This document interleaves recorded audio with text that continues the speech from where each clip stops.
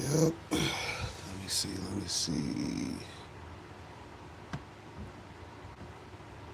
I did it on the right yesterday, so it'll be on the left today. Hit start recording for the Rumble video. Shouts out to the Rumble video. Y'all know to go check your boy out on Rumble.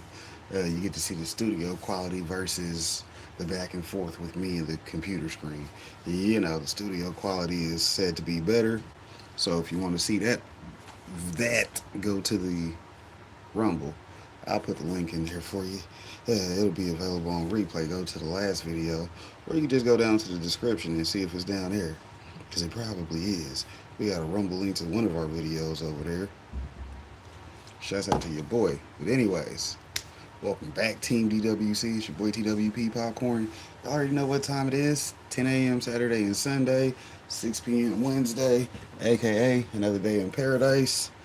Hopefully you're smoking good, doing good. If not, level 2 members buy me a coffee, get consultations on a regular basis for just being a member. So, hit me up. If you don't want to hit me up, that's on you. Shout out to not being monetized, because you could have your monetization coach, but you know how these people are out here. They playing with themselves. Shouts out to the Sunday morning people that's playing with themselves, because hey, we appreciate that.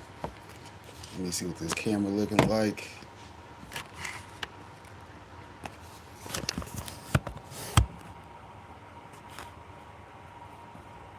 Move that around. And let's get into some videos. Y'all already know how the studio's doing on the backside. We almost at 1389, so we're almost at 1400 subs. Appreciate all the new people. Hopefully y'all keeping it popping. Let's see. Yesterday's videos number 2 of 10 with 13 views. So looks like the highlights are still getting their views. The thing I noticed about the highlights is they get more views if you pre-schedule them. I'm like a week ahead, so by the time they actually get views, you look over here, my highlights get more views than the live sometimes. Yesterday's live did about 40 views, but we got highlights from other videos that are doing 60 or better. So, it works if you work it. You dig? Shout out to Spider Pig. He had a Super Saturday video yesterday. Oh man, Super Saiyan 4. Man, y'all know to go check that out over there to hear the reactions and engagement on that, because that's where we do super content. Shout out to the entertainment channel. We got to do our main thing, and then we do our things. Y'all know Spider Pig got his Buy Me a Coffee cracking. Y'all know to go hit him up. Shout out to my Buy Me a Coffee also, because we got that cracking lacking too. You dig? Go ahead and click links in the descriptions and have y'all a nice day. Let's see, that's the first 3 minutes.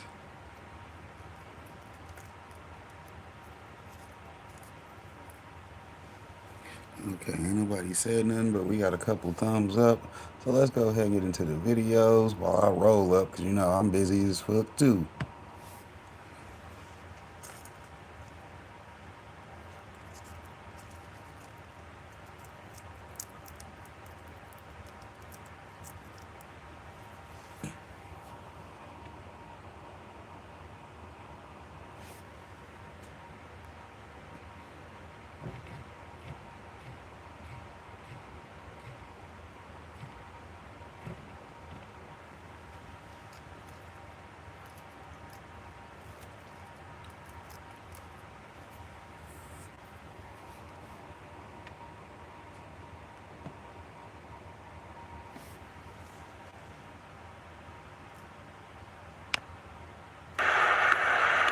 Pick a strain, whatever you want, you can get.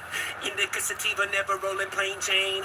I know some people, if you want, drop 50, we ain't gon' cop any. Little mama got plenty, so many strain, puffing the flame, nothing but dro. One for the brain, one for the body, one for the soul. Running with strange, keeping the party under control. Up, away, flying, how far are we gonna go? Smoke team in the building, got 'em, is what the deal is. Recognize coming with Burns, Felix with Phil, the county boy, got the liquor. Castle was on the fader, Stevie came with the greenery, mixing multiple flavors, whatever you want, homie. Tell me when to say when. How about you and your friends? Come get with me and my friends. What And up, keep it Izzy? real with me, Good girl. I morning. don't How wanna you doing? pretend Good like to this is a see you. new thing. Really, that's what it's been like.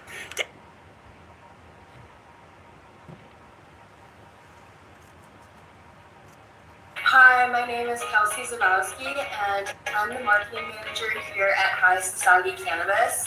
We have 7 locations across Michigan, from Big Rapids to Bertrand to Charlotte to East Lansing to Lenox, Mount Pleasant, and Saline. And I work out of our corporate office, which is located in Bloomfield Hills. Before Cannabis marketing, we had very little to none SEO presence of High Society Cannabis.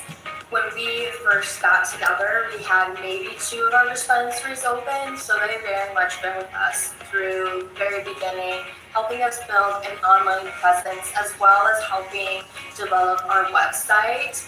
They did a really good job on providing us results and data from their SEO work, and would show that to me monthly. And each month we just got better and better. If not better, it was very consistent. They also help bring new marketing strategies and ideas to how we can drive new revenue in and how to increase our visibility online. Since with Cannabis marketing, we are one of the top dispensaries in our locations where we're at. If we're not the first, we're definitely in the top 3. So they did a really good job on bringing us to the very top, how to get good SEO practices, implementing Google reviews, our YouTube page, as well as helping us with our website development. So there was definitely a lot of work that Cannabis brought since day one for us.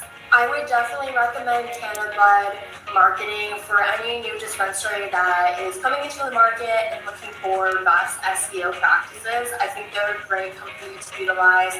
They're very dedicated, motivated, driven people.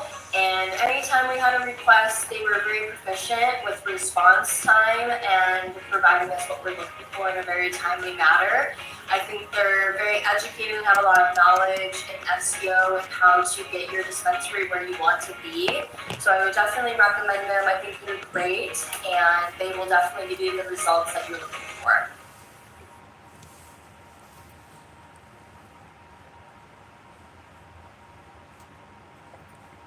We do that by introducing you to great resources and fabulous guests all around the way. Today we got a guest that's going to be talking about some fabulous resources that he's using so that you can help grow your health, business, and your wealth.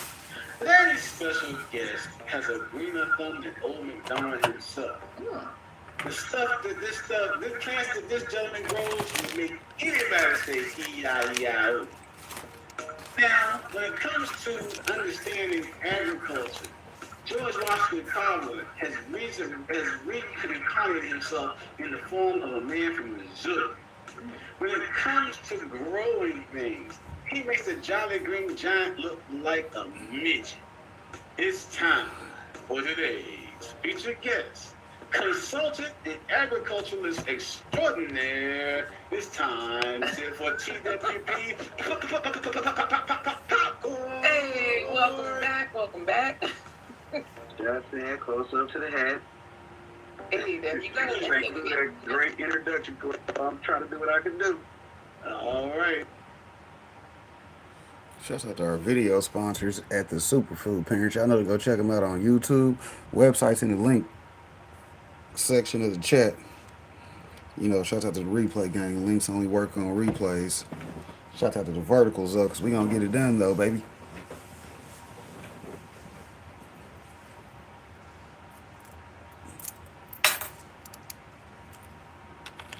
Which Puffco device should you get? Look, this is a very common question. I get asked this question indirectly and directly a lot through my Twitch stream, where if you don't follow me on Twitch, I go live every night at 9 p.m. Eastern. You can see all the devices I'm using, whatever I'm testing at the time. But I am constantly asked by people, which Puffco device should I get? And look, I get it. It's the biggest company. They have some of the best devices, some of the most marketed and most well-known devices. So I'm gonna break down from my perspective, because I've used everything that they make just about, with the exception of the Plus, but that's one of the more out-of-date items, and I don't know if anybody is considering that right now. But I should have an individual review for each of these on my website, but I'm just going to talk about each one. I didn't think I was going to make this video, but you know what? Here I am making this video. So first on the list, let's just start with like the lowest cost, right? I'll talk about when they came out and how good they are versus each other, but the lowest cost one is the newest device, is the Pivot, which is $130. It features no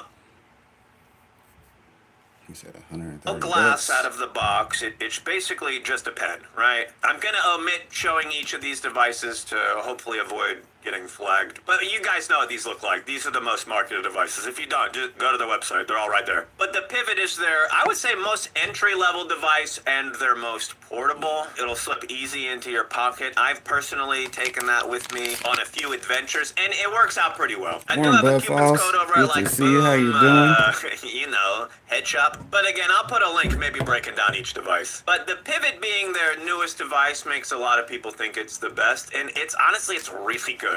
For the price that you're paying and the performance that you're getting, it is really good. I think my biggest issue, or some people's biggest issue, is that the battery life isn't as good as some of the other devices, but it's actually pretty good when you compare it to other brands and other devices that are the same or in the same category. It's actually very good, especially for the price. Now the Pivot has a small chamber. A few of the devices just have a smaller chamber. I think the Proxy is pretty small, the new Peak is pretty small, and then the Pivot, it's got to be the smallest. But it can still handle like a decent amount. I think one people's issue is they're used to scooping big old globs. So when they get a device with a smaller chamber like that, they just start pulling reclaim through or unmelted wax. I've heard a few people complain, oh, my Pivot's filled with reclaim. And it's like, you're putting too much in there and you're sucking on it too hard. I don't know what to tell you. It's too big and you're sucking on it too hard. I would say if you don't have any devices, you're not sure if you want one, you're just trying to test the waters, that's probably the best one to get. The Pivot's probably the best entry level. If you're not looking for the biggest hits or the most accessories to go with it, Pivot is... Shout out to Cupid. You know, you can go check him out on Twitch, like he said. He's on there every night. Or you can go check him out on Rumble. Shout out to Rumble. You know, it's better if you go on Rumble. I'd rather promote people's Rumble. But then again, he's also on YouTube. So, you know, wherever you want to watch him. But you know how we say, we introduce people on YouTube and then we get you on other platforms. Shout out to the other platforms because, hey, Rumble will monetize you faster than YouTube. But, you know, we got to buy me a coffee anyways. So shout out to having options. It's a great option. Now, next, I think we're going to go in price. The Pivot's the newest one. The second newest one is also the second cheapest one. It's the new Peak. Not the Pro, but the new Peak. And it's about $220. I think it comes in a few different colors. You don't have the big 3D XL chamber. You don't have the app connectivity. You don't have like the super cool RGB lights lighting up the glass. But you can do like 20 to 30 really good hits. Now, I like the Peak because if you get it and you want to upgrade to the Pro later, you can use the same glass if you end up getting a cool piece of glass, or if you just need a backup glass cone or whatever. The glass is interchangeable between the Peak and the Peak Pro. The atomizers aren't, but the glass is, which is cool. None of the devices have an interchangeable atomizer. They each have their own, which some people don't like, but I think it makes it a little bit easier. And some of the atomizers are just way cheaper than the other ones. Like the Peak Pro atomizer costs more than if you need to replace your Pivot atomizer. Now, I think if you're considering the Peak, you've decided you don't want to spend the extra couple hundo and get the Pro. You don't need the app connectivity. You don't need the larger chamber. You don't need the RGB lights. You just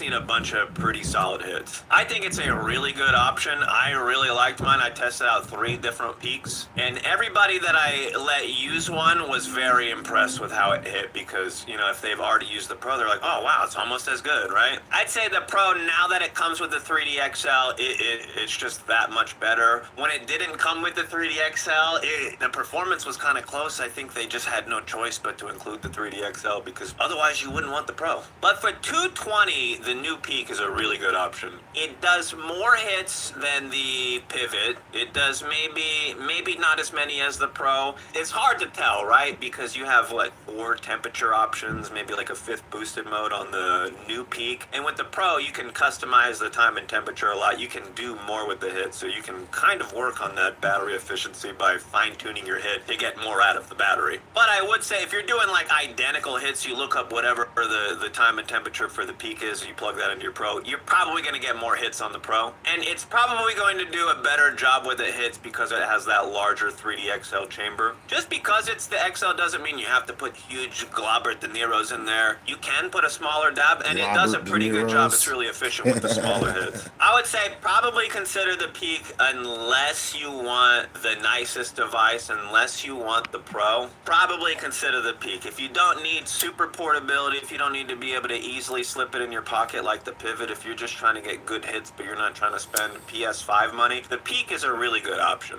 Now let's talk about the third most expensive device, and this is technically the oldest device that I'm talking about. All the other ones have released or had an update after the Proxy came out. And the Proxy, I believe, is $269. I just looked on their website. It's a little bit more than the new Peak. It costs like twice as much as a Pivot. It's not twice as good. I hope this isn't controversial. I hope nobody gets mad at me because I really do like the Proxy. But right now, it's on the bottom of the totem pole for all their devices. It's the oldest one. I feel like this year they could drop a Pro. I was gonna wait and see, but if they don't drop one, I still wanted to have this video out. Maybe if they do drop a Pro version, I'll do an update on it. But right now, I think the Proxy is their worst device. And that doesn't mean it's bad. That doesn't mean it's worse than other brands or whatever. It's still really good. But if you're just looking at this one company, you're looking at the devices you can get, you might want to wait to see if they update the Proxy this year. Now, where the Proxy shines is it comes with, you get that cool hand pipe, dry pipe feel. You feel like your grandpa telling a story when you're just hitting your concentrate. It gives you like a really comfortable, fun. Hitting the pipe, it adds a new level to it. I've hit a million pens. I'm never like, oh yeah, this is cool. But when you hit the pipe, you're like, what's up, dog? I'm ready to tell a story. I'm ready to solve a mystery. What's up? Where's Watson at? So the biggest benefit of the Proxy, I think, is all the cool glass that you can get. They made the sizes for the Proxy public, and they highly encourage glass blowers to make a lot of cool stuff for it. And I think that there's tons of stuff that I've seen out there. I'm like, dang, I would use my Proxy more if I had that. But I still like just the regular default glass that comes with the dry pipe hits. I will say though, like the amount of hits that you're gonna get and the level of hits is similar to the Pivot. I don't have an exact number of which one's gonna do more hits, but I think the battery life of the Pivot and the Proxy are pretty similar. Neither of them connect to the app. Neither of them have fancy RGBs. You got similar temperature settings on both of them. But I think they're both giving you a dry hit. I think that Pivot shines for the portability, and unless you specifically want the Proxy, you might not need to consider it at least until they drop an updated version. I think I mentioned this on my Twitch stream the other day. I've shelved my Proxies. I don't know if I'm using them until... I have so many devices to test. I have so many things that I'm trying out. I don't know if I need any Proxy hits until like a new one comes out. But I still like it. It's still a very cool device, and I'm as soon as they drop the newest version of it, I'm getting it right away. Now, let's talk about the baddest, toughest dude in the gym, the Peak Pro. This is, I gotta say it, it's the best device for concentrate. There's other stuff like it. There's other stuff that can have a similar level of performance.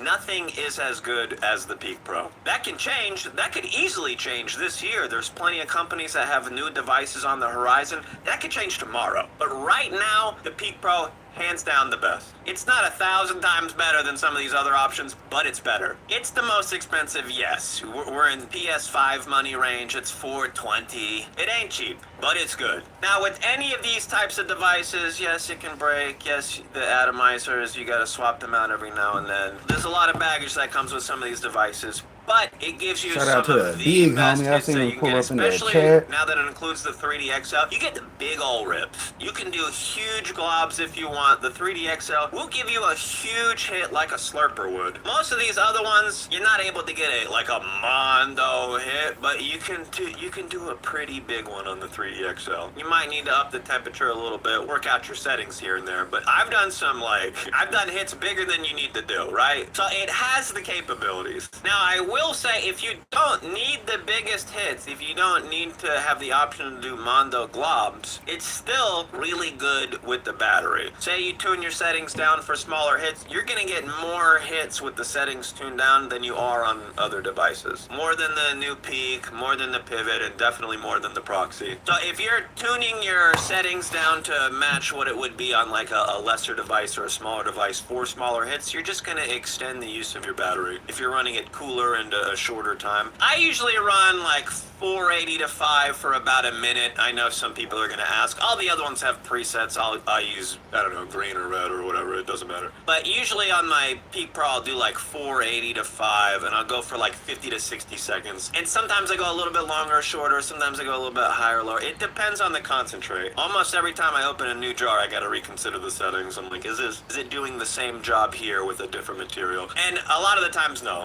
You gotta tune the settings. That's what the profiles are good for. But if you got unlimited funds, you want the best of the best device, the Peak Pro, it's at the top of the list. It has been out for a little while. There could be a competitor, somebody else drops something, there's a new device or something that beats it, but right now it's at the top. It's the best. If I were to make a new tier list today, it would still be number one. So I hope that I broke down each one in a way that could help you understand which one you might want. I think most people, if you're looking for something entry level, the pivot is a very good option. If you don't care about the portability, you want something that hits a little bit harder, a little bit more often, but you're not trying to spend PS5 money and get the Pro, the new Peak is a pretty good option for around $220. And I hate to say it, but maybe just, if you're looking at a proxy, maybe just hold off, and there could be a new one announced end of this year. Or I could eat my words and like they just never drop another one. I don't know. But I really think they're dropping a new proxy. If not the end of this year, very soon after, I'm expecting one. And if not, what are you doing? Well, give me a new one. Either way, I'll have a link in the description breaking down each of the devices and where you might be able to get one. And come check me out on my Twitch stream. I go live every night, 9 p.m. Eastern, 6 p.m. Pacific. And look, we got new devices to test out. I said there could be a new king of the food chain, top of the e-rig list soon. So if you want to see it first, I will definitely use it on a Twitch stream before it ever appears in a video. Have a good day, my dudes.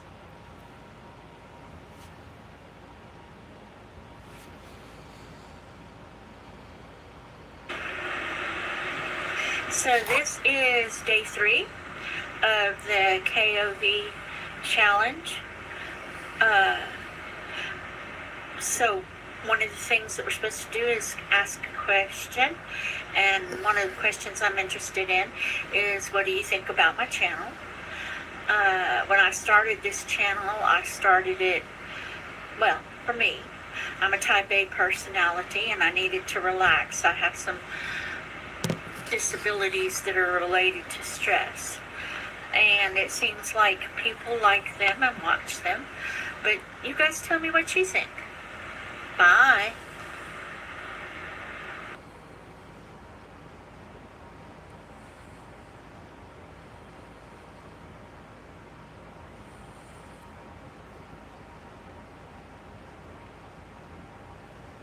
Freeze drying a fresh harvest is supposed to be a game changer, but what if it's not as perfect as it seems? There's a big downside to this that no one seems to be talking about, and if you're expecting a better taste just because this preserves terpenes, you might be in for a bad surprise. This is the truth about freeze drying flour, and it's not what you think.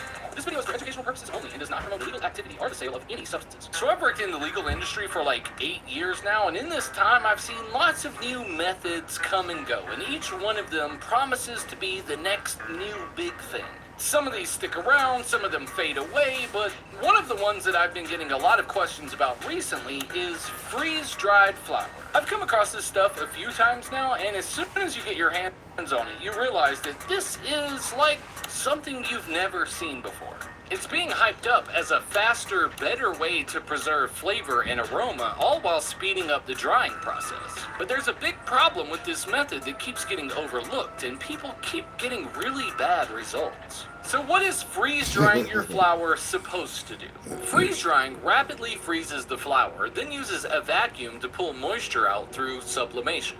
basically turning the ice directly into vapor without it passing through a liquid water phase. And the result is dry flower in hours instead of weeks. And in theory, this method should preserve more of the terpenes that could be lost during traditional air drying. But the big misconception here is that preserving terpenes automatically leads to a better flavor. And even though on the surface that seems to make perfect sense, it's not exactly true. And here's why. Terpenes play a major role in the flavor and aroma of cannabis, but they're just one piece of the puzzle. The reason traditionally cured cannabis tastes smoother and richer is because of all the other chemical changes that take place during the curing process. This includes the breakdown of chlorophyll, residual sugars, starches, and other plant metabolites. And without these changes, you're way more likely to end up with that really harsh, grassy taste, even if your terpene levels are really high. And not all terpenes behave the same during freeze drying. Monoterpenes like myrcene are highly volatile and can evaporate really quickly during this rapid drying. On the other hand, sequestraterpenes like carcueva are more stable and may survive this process better. And this selective preservation is another reason why this freeze drying might not lead to the best flavor possible. So during traditional curing, the terpenes aren't just sitting there. They interact with cannabinoids and flavonoids and even byproducts from the breakdown of chlorophyll.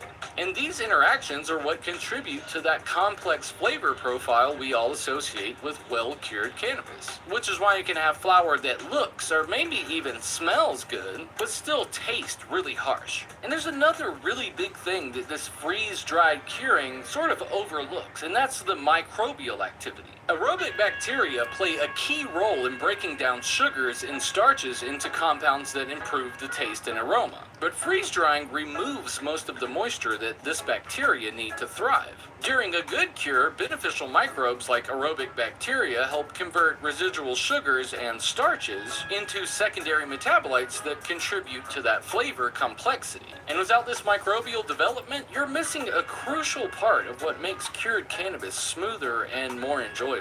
And even if you reintroduce moisture after the freeze drying, you're not ever going to get that same microbial community back again. The breakdowns of sugars and plant metabolites in traditional curing can take weeks or even months, and you're not going to be able to replicate that overnight or especially instantly. All of that complexity can't take place in just a few hours just because you added a little bit of moisture back. And then you also have chlorophyll. One thing I've noticed about this freeze-dried flower is that every time I've ever seen it, it's still very, very green, and it still smells very, very green.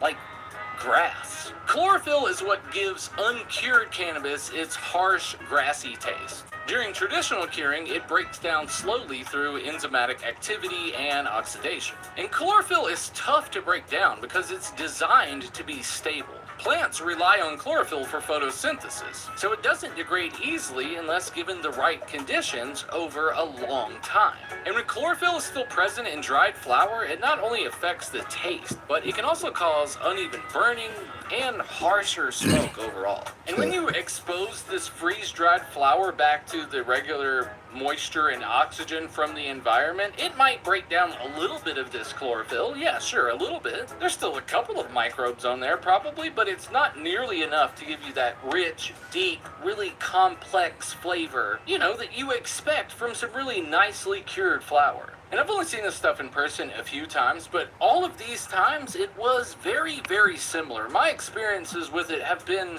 very comparable because it all sort of looks and sort of feels and sort of smokes the same. It's very, very green, and it's very, very dry, incredibly crispy dry. It sort of wrecks the texture, and it's super, super green, and it smells super, super green. It's nothing that I want in cured flower. Sometimes when you break a piece open, you can you disturb those terpenes and you're crushing those trichomes, then you smell something that smells good, but it's all just on top of a base of a whole lot of chlorophyll and it smells like dry grass. And I've seen people make claims that after freeze drying that you can just take this freeze-dried flower and then take it out of the freeze dryer, re-expose it to the irregular environment with a little moisture and oxygen. And if you do that for just a few hours, you can mimic a traditional cure because like you can break down your chlorophyll and stuff. But that's not the way this works. And yeah, sure, some enzymes do go dormant during freeze drying that can reactivate later. Sure. The same thing happens with like freeze-dried fruit. After, it's freeze-dried, it'll get a little bit of moisture and a little smell back, you know what I mean? But in freeze-dried fruits, there isn't a lot of chlorophyll. And in freeze-dried flour, there's a ton of chlorophyll. And when it comes to cannabis, enzymes like chlorophyllase, which are responsible for breaking down chlorophyll, don't work in just a few hours. They typically need slow, steady conditions over weeks of curing to fully break down that harsh green taste. The idea that a quick cure can replicate the effects of traditional curing is not supported by science at all. According to this recent study, curing, quote, involves the enzymatic and bacterial breakdown of the sugars and starches created by chlorophyll breakdown. If not properly cured, these compounds can result in rough, harsh-hitting smoke and a raw plant taste during burning. Furthermore, the study emphasizes that curing is performed by storing dried cannabis in closed containers under specific temperature and humidity conditions for a certain period of time to allow for the change in flavor profiles. This relatively long process under controlled conditions allows moisture in the dried flower to re-equilibrate, which reduces any chances of over-drying and helps the gradual breakdown of those unwanted compounds. So when you're trying to speed up this really long drying and curing process into something really, really fast, no matter what it is, something really, really fast like that probably just isn't going to give you good results. A really good cure involves a lot more than just moisture and terpenes. And if you want to get that really flavorful, truly top-tier taste and smell, there's no substitution for a good cure. And I'll show you exactly how to do a great cure in this video. It's not very hard, but you do have to follow some very specific steps for it to work just right. So if you want to cure your flower the right way, here's the video for that. I will see you there. Peace.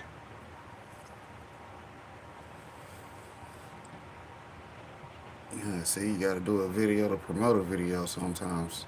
Shout out to the Higher Desert Exotic Podcast. Y'all want to go check them out. So, like Fox Farms, though, like I noticed, like, so if you're going to plant a plant in some Fox Farms ocean forest, per se, you plant a plant in there and you veg it out for like 2 months, and you get that plant monstrous, and you're ready to flip it into flower.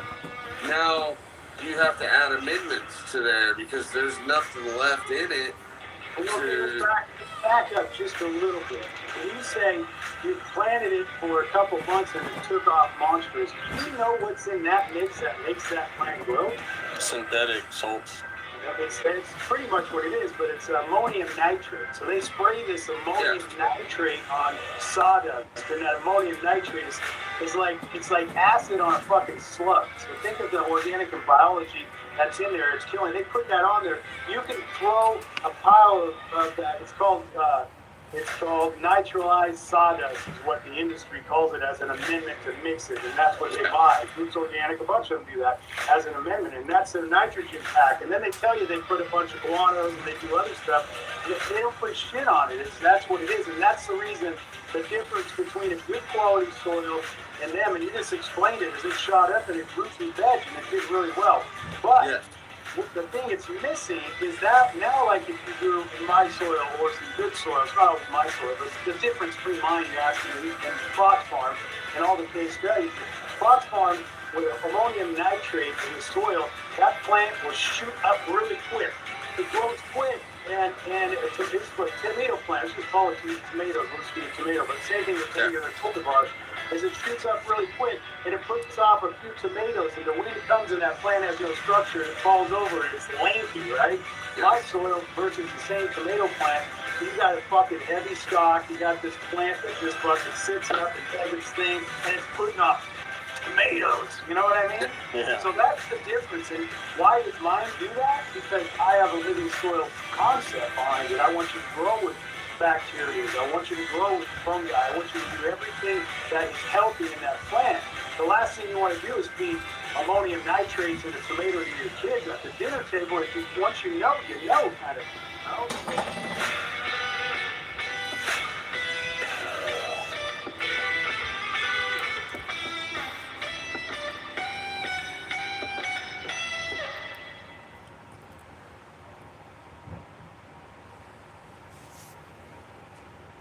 Welcome to one of the largest scaled land restoration projects on the planet. Before this worked, people relied on food aid just to survive. But 10 years ago, a vast barren wasteland began to transform, and now 500,000 people are feeding themselves from this land. So could this work be the key to ending hunger in Africa and beyond? Let's find out. I'm traveling in the Sahel of Africa. What the hell they talking about? It might be bad in some places because it's a lot of desert. United Nations World The Food hell? Program. The first They be trying to make responders Africa look hunger bad in on war purpose. zones and disasters. But what I came here to see is the mind-blowing work they're doing to actually solve hunger by fixing the underlying problem. Because when soils blow away and the land desertifies, people can't feed themselves. But what I'm witnessing here is the repair of soils and water across Africa at a scale that I never imagined possible. This is Africa's Great Green Wall, where a massive strip of trees is being planted across the continent to hold back the Sahara Desert. But the thing is, these places I went to are not places that just anyone can visit. Access is tightly controlled. But the WFP works wherever there's hunger in the world. So they invited me along on this mission to tell this critical story that almost no one knows about. And in this 4-part series, I'm explaining the details of some of the most important work of our time. We are here in Niger, Africa, known as Niger. In this nearly 5 square mile block of land restoration, 5 different villages planted about 100,000 trees, put in about 20 tons of grass seed, and we can see the land is starting to come back to life. But will the plants survive? The key is to make sure they get enough water. But that's not easy to do in a desert because this region has what's called the drought flood cycle. We have 9 dry months. The land becomes parched, and when the rains finally do come, the rain can't soak in, and it rushes down and it creates flooding in lowlands. But in the Sahel, we find an age-old water harvesting structure called the half moon. This simple structure has all of this capacity to store this water and hold this water until the water soaks down into the ground. There are a lot of different variations on these half-moon structures, and which one you choose depends on what your end goal is. Are you creating a forest, or a grassland, or a millet growing area? And how well do the soils hold or drain water? But the basic idea is that the half moon's laid out in a contour, and it's dug so it intercepts the water flowing down slope during heavy rains.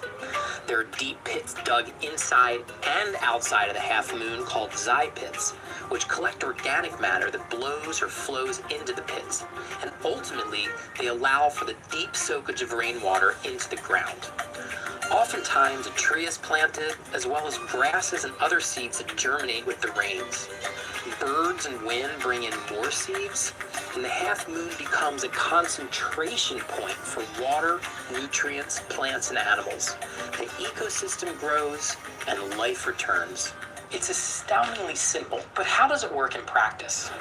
This site is just 1 year old, and this site is the same design, but 8 years old.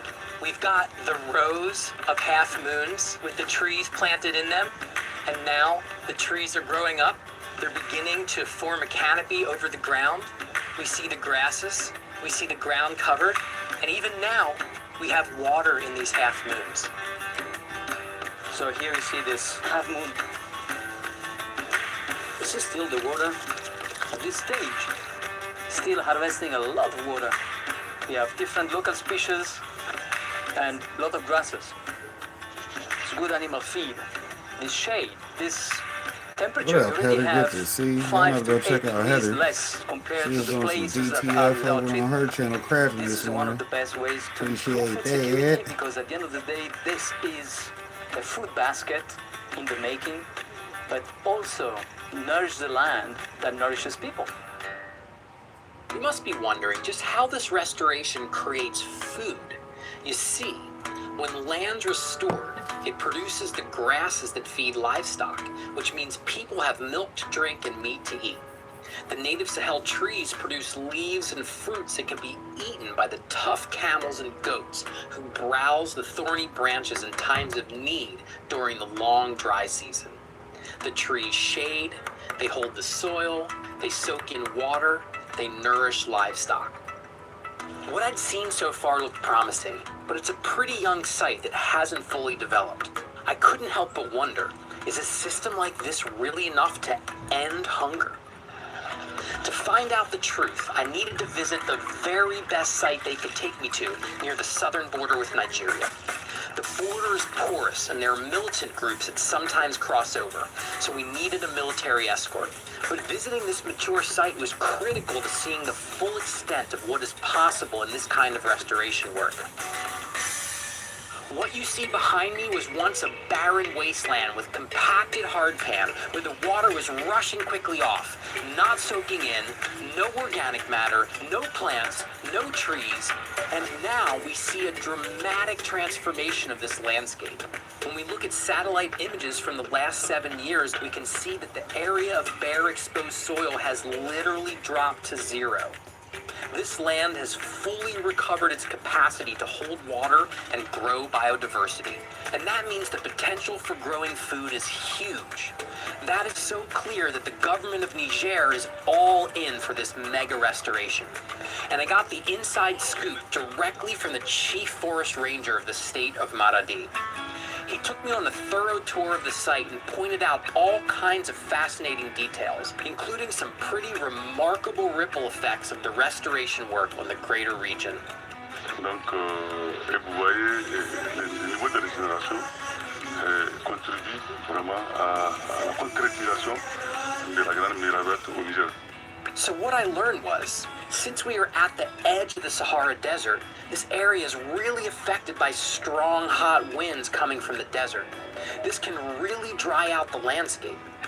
But this site's continuous tree canopy actually breaks the force of those drying winds. The point is to actually block the expansion of the desert. Niger is one of the hottest countries on the planet. The temperatures are significantly lower in these forested areas. And it's not just deep in the interior of the sites where you have all these trees, it's also the edges of the sites we're seeing the same temperature effects. This whole project has become a biodiversity net. All sorts of seeds are blowing in, birds are attracted, they're bringing other seeds. Right now we're here in the 3-month wet season. It looks lush and green. You can see all of this fodder. You can imagine the animals becoming fat. But the critical function of this system is really in the dry season. 9 months of the year, this is dry, when there's just not a lot out there. So this diverse perennial polyculture here provides types of foods that can be harvested in the dry season.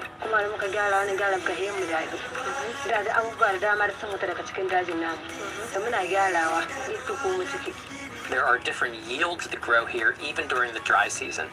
They're harvesting plants for culinary purposes, for medicinal purposes. We think of the Great Green Wall as stopping the expansion of the Sahara Desert, but it's actually so much more than that. The Great Green Wall is actually rebuilding the ecological matrix of a region. And when we start to see the effects at scale, like this large site and the 528 other Great Green Wall sites in Niger, we actually see the restoration of the ecological fabric of this region. Just within this 800-hectare site, there are 3 million cubic meters of water that have soaked into the ground here instead of running off. And 15% of that water is actually soaking into the deep aquifer and regenerating the permanent water table. the actual effects on people's lives is a very tangible thing. We traveled to a new garden in the nearby village to see the real-life effects of a regenerated water table. Over time, the water table has risen and there's water available, allowing for production pretty much to take place all year round. In this area where we are, this is just a 1.5 hectare market garden site, one of 9. Communities here are now able to produce crops in these gardens because they're pumping water from the ground, water that has been improved from the rising water table due to the restoration activities that have taken place elsewhere. Before this activity, Yeah, y'all already know I out review of dope every 10 content. children that were tested, What up, were Vanna? Good to malnourished. see you. What Hopefully we you're saw doing good. earlier in the Sit market here garden, going through my the homework cross community session is of me able putting to in some produce research a and some variety of homework. You gotta do diverse your nutritious homework. foods, including You did. vegetables and fruits, which are then also used in their local diets, contributing to a better nutrition for the community and lessening malnutrition for their children and for themselves. Over the last 5 years in Niger, an average of 3 million people per year were food insecure and needed food aid. But in that same time period, these resilience projects have gotten 500,000 people off of long-term food assistance. Let that sink in for a minute. 500,000 people are being fed from the 528 resilience projects in Niger. So this is obviously working on a lot of levels. But the big question is, how do we scale this up to the place where it can actually end regional hunger? In Niger, in the last 10 years, the World Food Program with the government and partners have restored about 300,000 hectares. When you do this type of land treatment, you're actually helping areas downstream because this water is soaking in. Then you also get this incredible wind protection effect. So for every hectare that you restore, you actually affect 3 times that amount of land. So the 300,000 hectares really is more like 900,000 hectares. Now, Niger is a huge country. The Sahel is a massive area. So this is still just a fragment of what needs to happen here, right? We're beginning to see a scale of solution that matches the scale of the problem. Walking through this, you can imagine that you're walking through the Great Green Wall.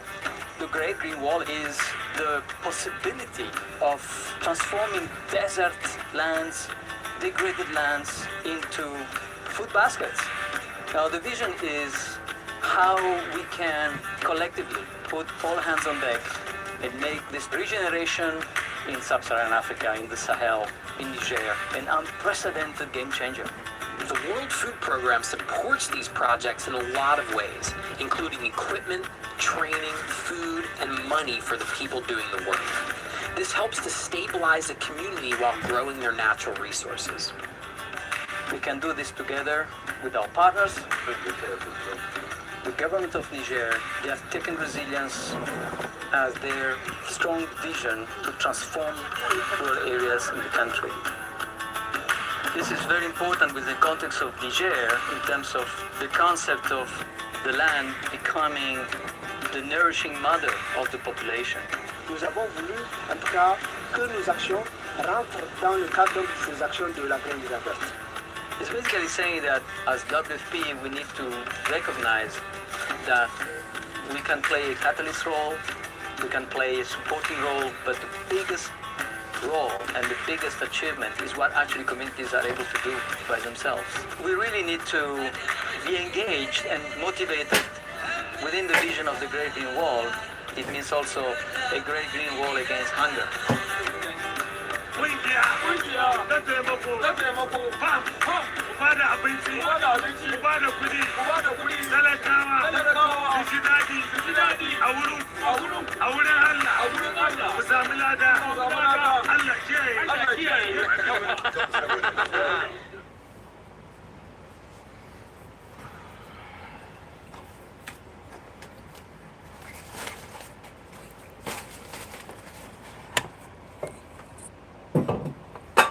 And they still got that commercial over here too. See, they over here double Japan are tapping. you? They got me working In the hard though. bustling Shout out to the city of superfood Neutreville, parents.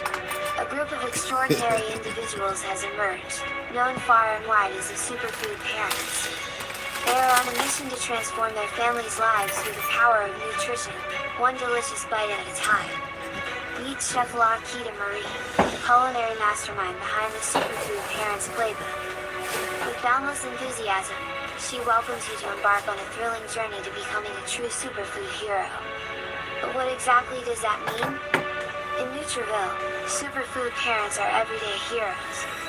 These superfood parents lead the charge for better health, but not with gifts. They lead with carrots and whole food fats like avocados. And instead of masks, they lead with mangoes and berries. Fruits and vegetables are the disease-destroying arsenal of heroes. Are you a disease destroyer superhero for your loved ones? Fruits and veggies fuel the mission of heroes like Veggie Vixen. Are you a Veggie Vixen for your loved ones?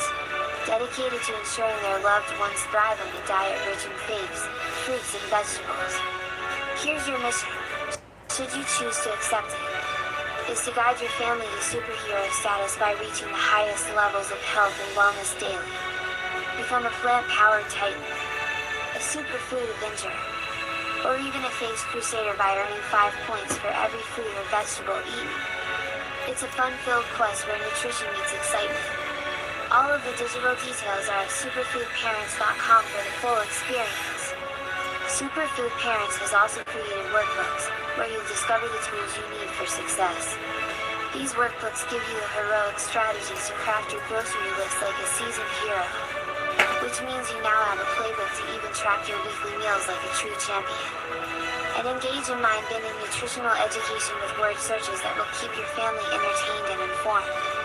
So, are you ready to join the ranks of the superfood parents?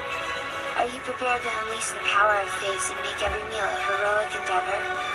If so, flip the page of the Superfood Playbook and let's begin your journey to becoming the ultimate superfood hero. To become a sponsor, just visit superfoodparents.com.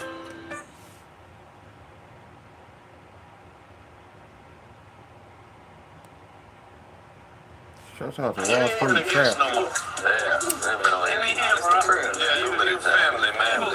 I told you we're gonna bring you in quarterly to make sure all our investments are up to par. Get some inside Get these information. consultations, as he said. I mean, we're gonna get some tips and some pointers. You got no inside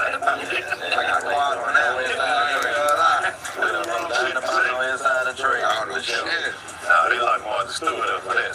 White women can't get away with it. Nobody can. What did he say? She had some friends who told her some shit one night at a party, and she moved some money around, and she wasn't supposed to do that. Yeah, that's right. Just lose the money like everybody. They made more money after that too. She went crazy. I love her, bro. She's so freaky. What? How you know? She's freaky though. You didn't see the post where she was talking about how they came and installed her pool. Oh, this shit legendary. It don't sound nothing like no goddamn.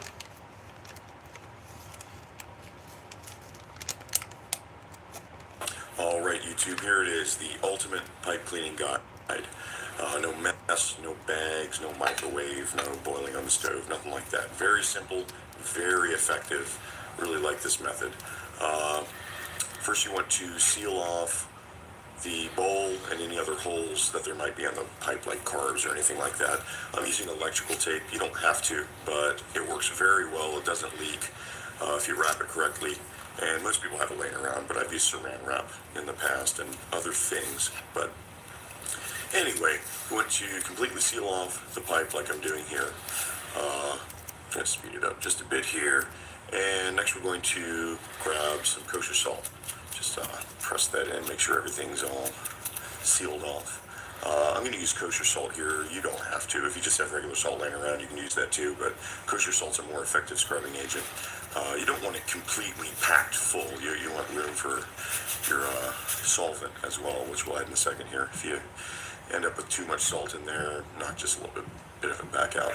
I'm using 100% pure acetone. You can also use nail polish remover, rubbing alcohol, but pure acetone is the best. It works like magic.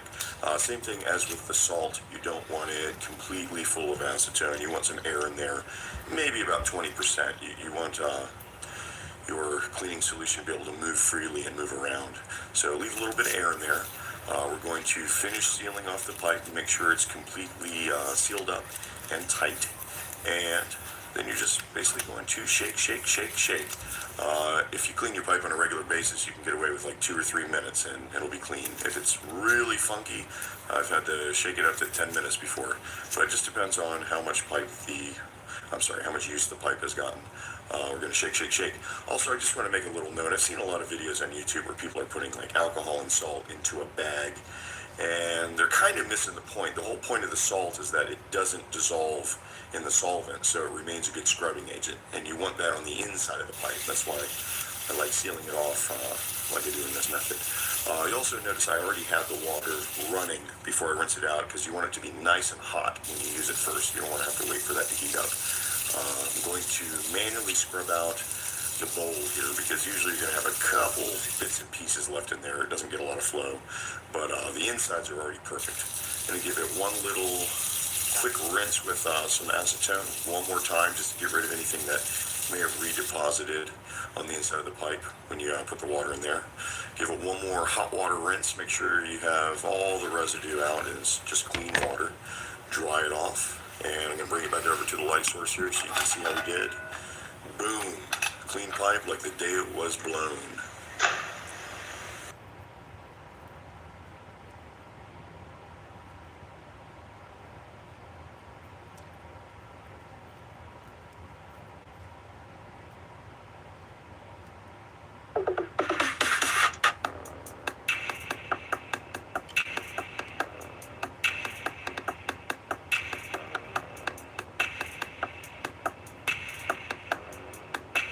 Straight up.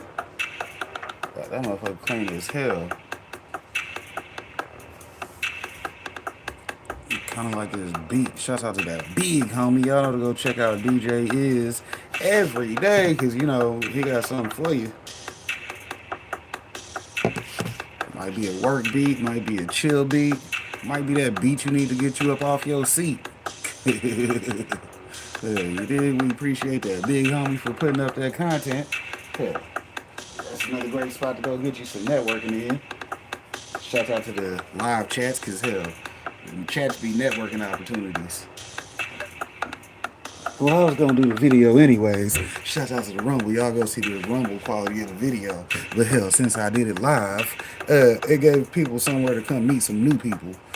You dig? That's why everybody got jackets, so you can go meet people. Hit them 3 dots. Shout out to the 3 dots. It's 3 dots for a reason. Communicate.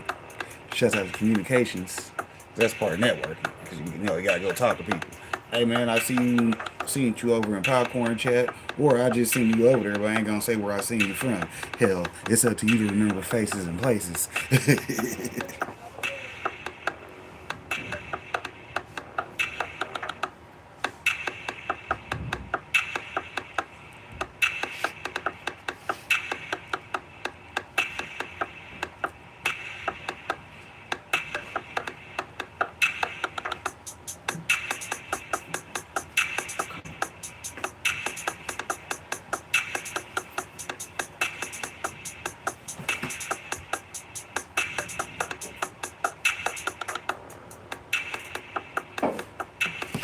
Definitely getting its winter on here in Kansas City.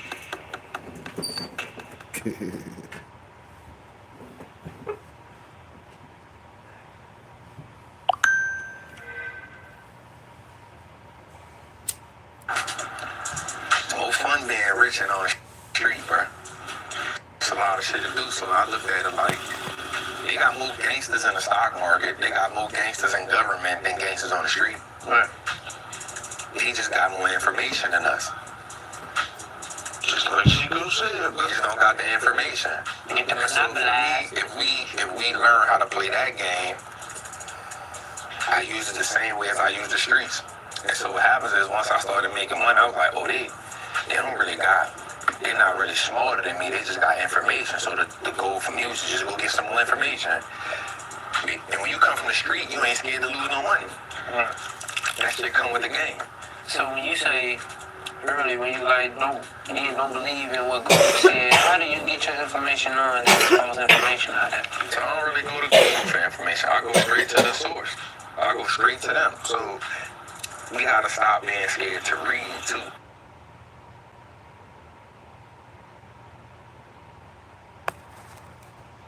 And so you think weed is legal in this country? I guess so, yeah. I guess so. Is it not? I don't know.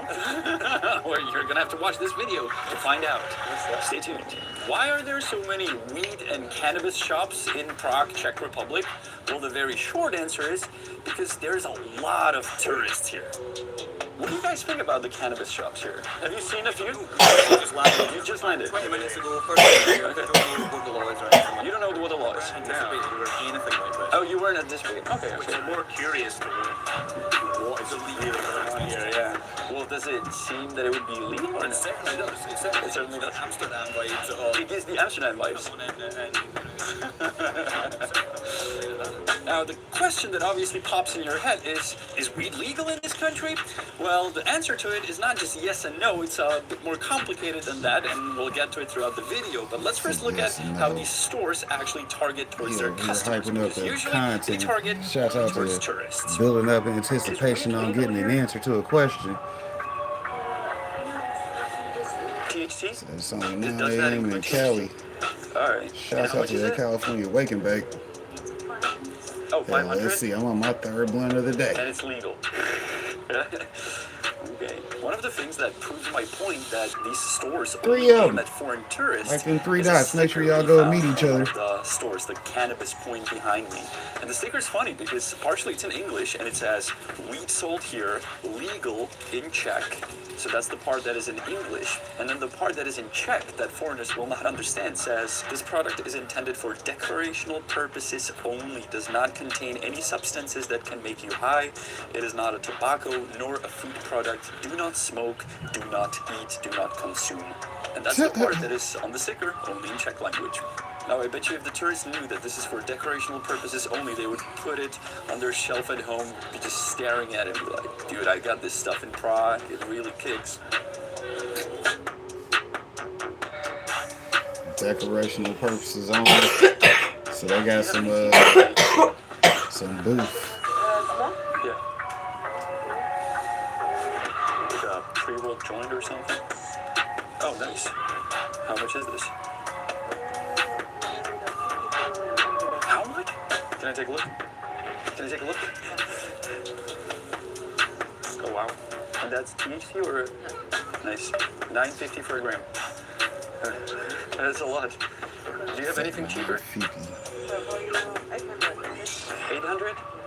We're walking around all these cannabis shops that are around the city center, and basically their definition is that they only have like weed products and regular products that are so extremely overpriced that you have no idea. Like a beer in a can costs like 3 times more than if you would go to a pub across the street. But anyhow, that's beside the point. In terms of the weed products, it doesn't matter what you ask them, if it is THC or not. Basically, they're gonna say yes to anything because their only goal is to sell you the product. So this woman is holding a box that clearly says HHC on it. I'm asking if it's THC. She says yes, and she's lowering the price to sell it to me. So they'll tell you anything to sell it to you. So you might as well just ask them, is it pure water, the green stuff you're holding? Yeah, it's pure water, you know. Go buy it. Do you have any lollipops without weed? Without, like no weed lollipop. Does it have THC in it? Gets me high? Yeah. You say yes to everything, huh? No, man. So I should leave now? Okay, bye. Kind of rude. You're buying? No, get out. Remember this store? We already mentioned it. It has 1-star review on Google. Now I know why. Now, the following two stores caught our eye for different reasons. One had the Comic Sans written sign that said marijuana, and the other one seemed quite welcoming and had the sign THC on it, which is quite important for this part. So I walked in and I asked if they sell weed that contains THC. This is what they said.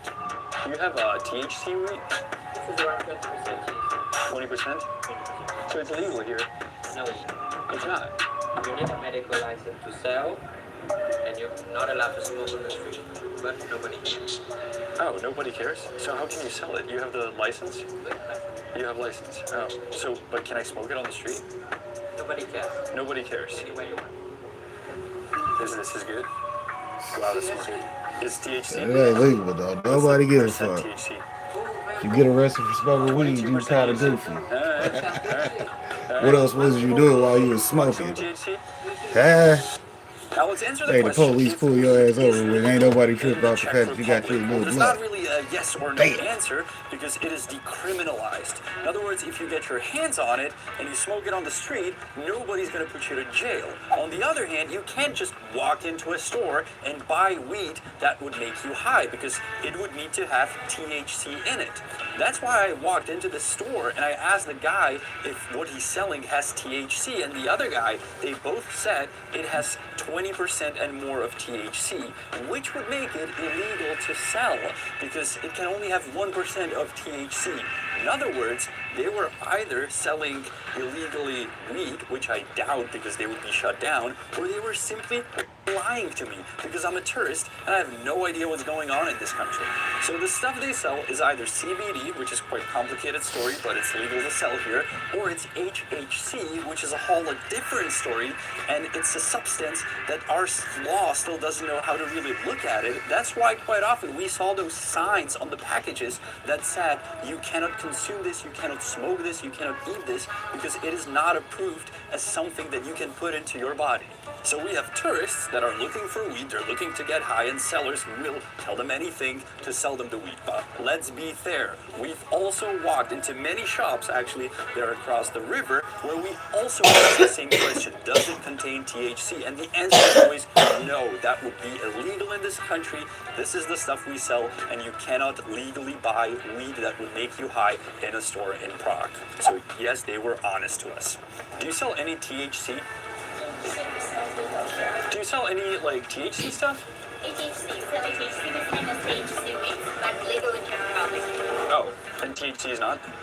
No. Okay, unfortunately. We only walked about a mile and we saw around a dozen of these weed shops. And we found out that, first of all, not all of them can be trustworthy or honest because they simply lie to you about what they sell. And also, if you're intending to go in them and buy something, maybe do a little bit more research than just relying on what they will tell you.